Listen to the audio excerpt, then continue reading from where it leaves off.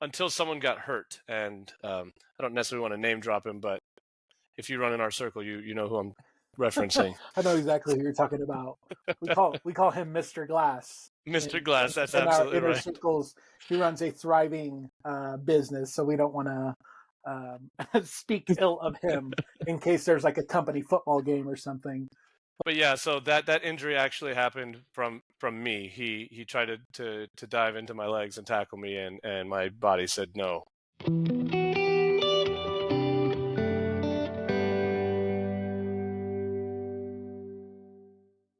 Hey, everybody. Welcome to our podcast, Enjoy College on Purpose. This podcast is all about helping people make the most of college. And so I'm your host. My name is Ish. I'm actually a traveling speaker. And one of the things I know as a traveling speaker is that college students are super busy.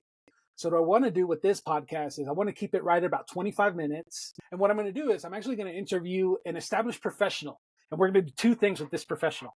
We are going to look back on their college experience. The other thing that we'll do is we'll glean some insight, some advice from this specific professional. And I'm super excited about my guest for today, my good friend, Josh Watkins.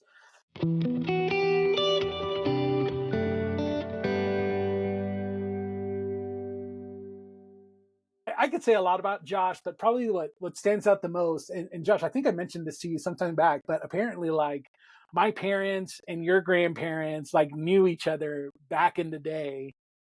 You and I didn't meet until college, but then Right. like we graduated 10 years later. I'm looking through like, our family album and I see some picture of like my parents with your grandparents. And I'm like, I think, and sure enough, we connected those dots, man. But all that to say, you've always been a great friend. Really, really enjoyed my relationship with you. And it was just like super amazing that apparently we have generational connection, man. So anyways, welcome to the podcast, Josh. How you doing today? Thanks for having me, Ish. I'm doing well. Um, we just had our first week of school, so I'm a little tired, but looking forward to chatting with you about college and all that good stuff. Then I should have said this. Josh is an educator. He is actually like a rock star music educator. What do you call yourself? Like a choir director? I don't know like the formal title that you Yeah, go by. so my official title is head choir director at Mm. Nicky Rowe High School. So I oversee the entire Rowe High School choir department. I'm also in charge of our entire vertical team, which includes both of our middle schools that feed into our campus and the two directors at each one of those, as well as our feeder elementary schools. Definitely on a professional level, you're a rock star. But even personally, I know for me, one of the things that has always inspired me about you is you are a beast when it comes to fitness and working out. I mean, I know you played college soccer Yeah. and you're crazy into CrossFit. There's a couple of videos I've seen on you in CrossFit competitions where you just make things look super easy, and I just, ugh, I'm like, my guy, Josh. But anyways, man, I definitely will give you an opportunity to brag about yourself personally on just kind of what life looks like there.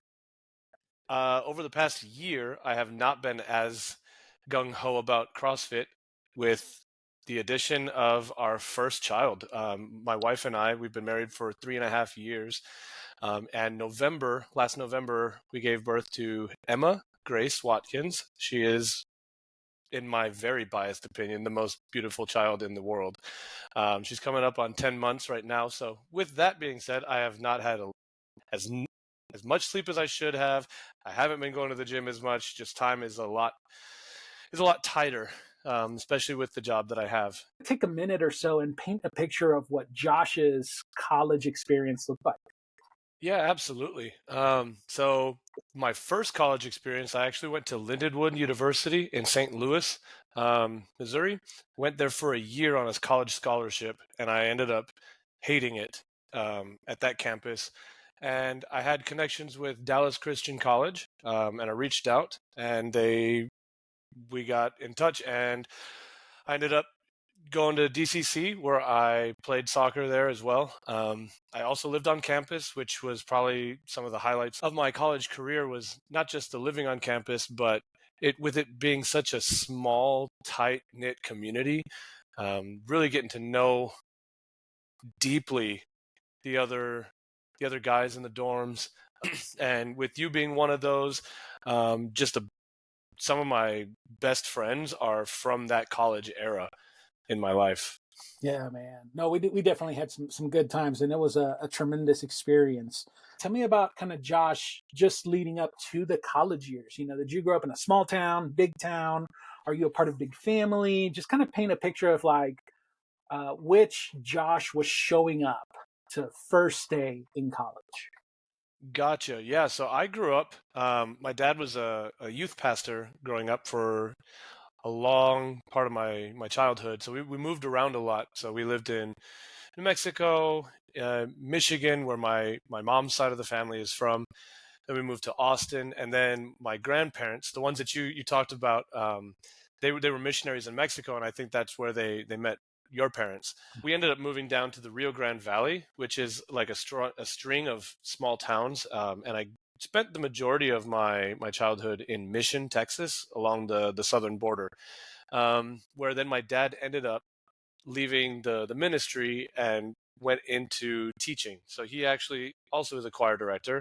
And before you even get to ask or make any assumptions, I did not choose to go into music education to follow in his footsteps, even though it looks like it. It just so happens that we're working in the same region, not in the same school district, but the same region. So Yeah. our kids compete against each other.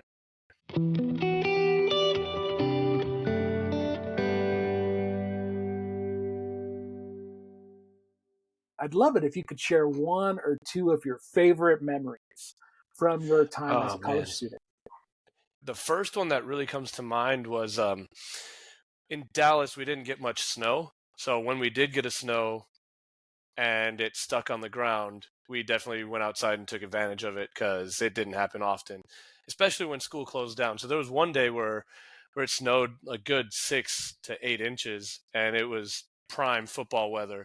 We rounded up a bunch of guys and we ended up playing football outside for a long time. Normally we would play like flag football or touch, but we ended up changing the game to tackle football, um, where I had a lot of fun. That was one of the most fun days, until someone got hurt, and I don't necessarily want to name drop him, but if you run in our circle, you know who I'm referencing. I know exactly who you're talking about.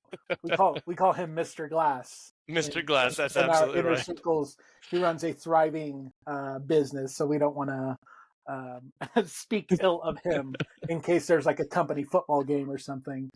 But yeah, so that injury actually happened from me. He tried to dive into my legs and tackle me, and my body said no.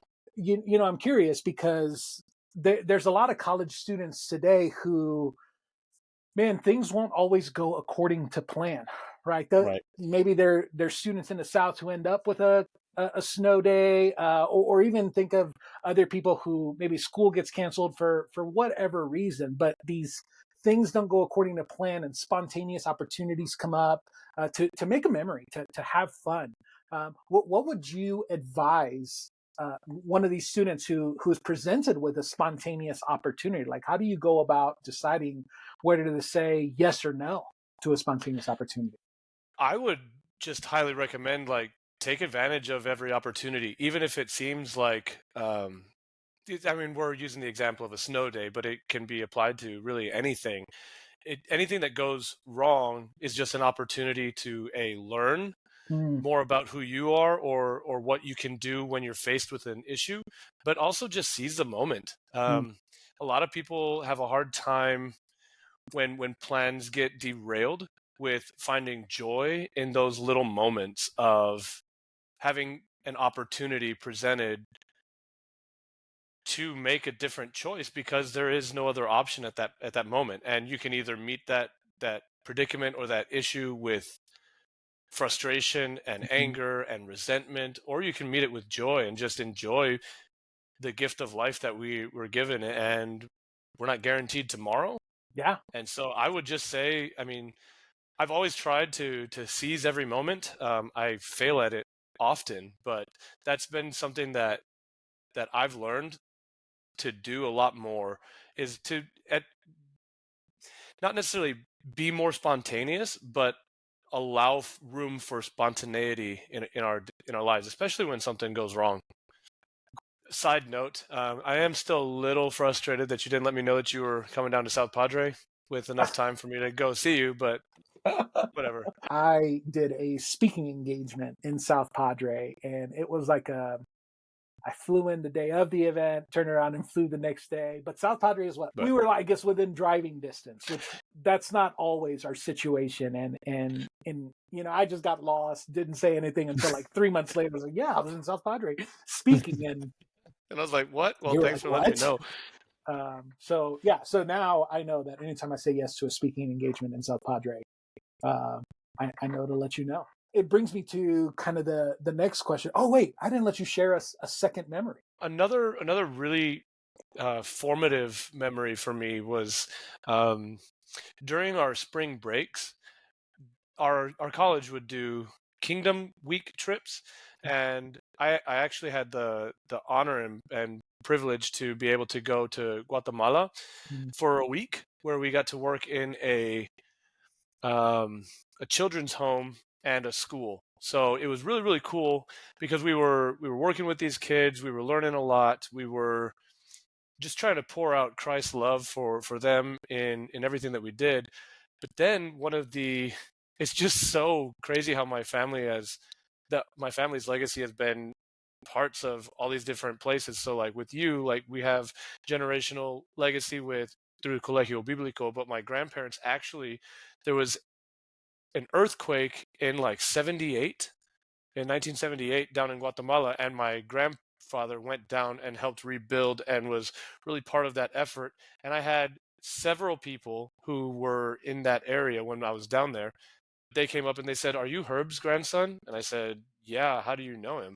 And they told me this incredible story, and it really was just mind blowing of how God can use individual people and really make a difference that last generations that they'll even recognize grandchildren that they didn't know about me, but they saw yeah, my last name and they knew that. So that one was really really formative for me, is that everything that we do has a lasting impact.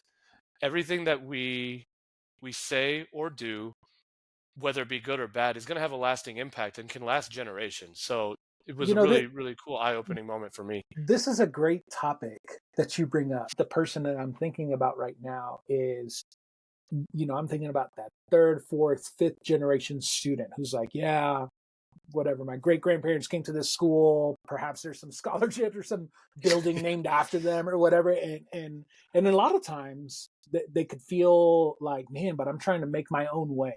I'm trying to stand out. I'm trying to be honorable to my own story, my own journey. And so I'm curious, Josh, what you might say to perhaps that legacy student who is really struggling with figuring out how to make the most of their story when they come from a heritage and a lineage of a well-known name. Oh man, that is a really good question. I the advice that I would give to someone with a legacy like that is it's easy to feel like you have to live up to certain standards, or that you need to be just like those that came before you to live up to the family name. But then you're not being honest with who you are and who God's created you to be, Mm, because you aren't your parents, you aren't your grandparents, you aren't your aunts and uncles who may have come before, where people at the school may have a certain perception about you just based on who your family is.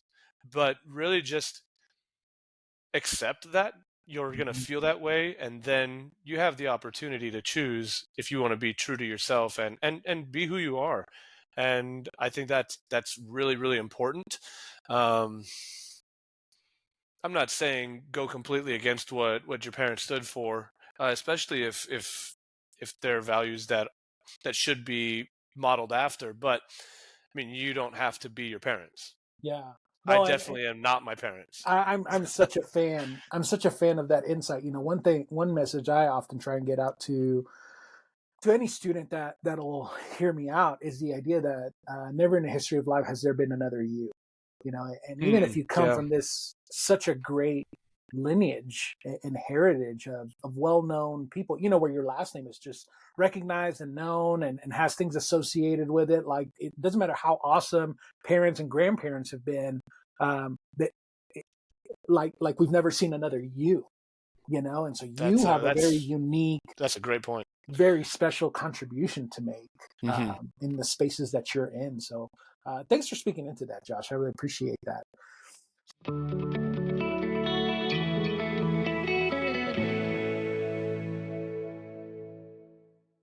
Obviously, you've learned a lot in the last, you've been an educator now for 14 years. Yeah, this is year There's a lot 14. you know now that you didn't know when you were starting college. If there was something you know now that you wish you knew then, what would it be? So the very first one that I wish I knew, and I wish somebody had asked me, was, "Are you sure you want to be Mm, an educator?" okay. And I can expand on that, but the whole thing is you need to make sure that you are actually passionate about this job, and that you love the profession and you are passionate about making a difference in people's lives, because it could just be a job, but you're going to be overworked. You're going to spend a lot of your own time.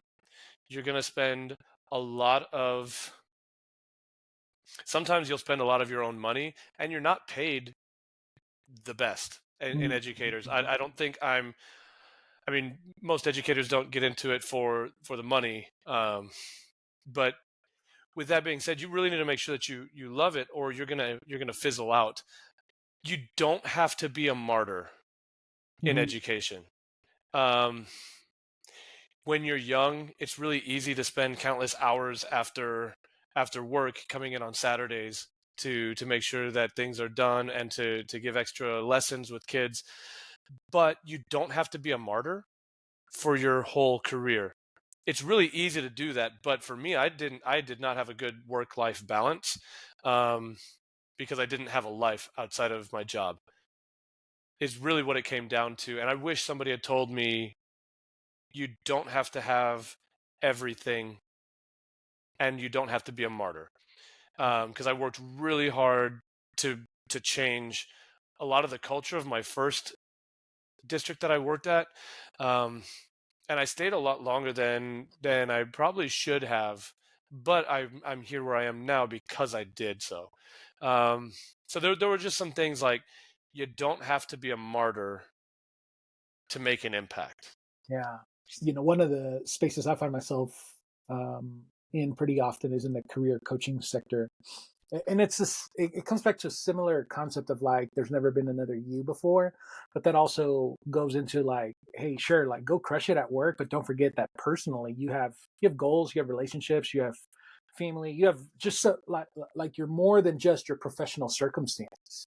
And because there's never been another you, there's other Hmm. spaces in your life where you still have a very unique, very special contribution to make. And so this concept of like pursuing balance, making sure that you're making the most of all the opportunities in your life. I Yeah, really dig that. We get a lot of aspiring educators, aspiring choir directors who listen to this podcast. What's something you would pass down to them to be mindful of? financial responsibility and setting things up for the future. Mm, That is something that is severely lacking in public education, and there is some in college, but for the most part, people leave and don't have any sense of how to do this. It's speaking in like the general sense, because I didn't know how to do that when I was younger. When I mm, first came out, I had all of a sudden I had this job that I was making a lot more money than I'd ever had in my life, and I was living in the moment. I was trying to live spontaneously, which had value, and I'm very grateful for that. But had I been a little bit more responsible financially, I would be in a much different position now. So take advantage of your age and look at financial responsibility in terms of like setting money aside, saving, putting money towards retirement, and do a percentage of that rather than just kind of whenever I feel like it. like be Yeah. disciplined with your finances. Yeah. No, that's so good, man. I really, really appreciate that because you're right. With the skills that we bring to the table, the jobs that we have, like they're not going to be there forever. Um, Hmm. and so the idea of being good stewards, being mindful of the long haul, is also super super insightful. Josh, if anybody wants to connect with you, is there a best place to connect with you, either on social media, LinkedIn, website, anything like that?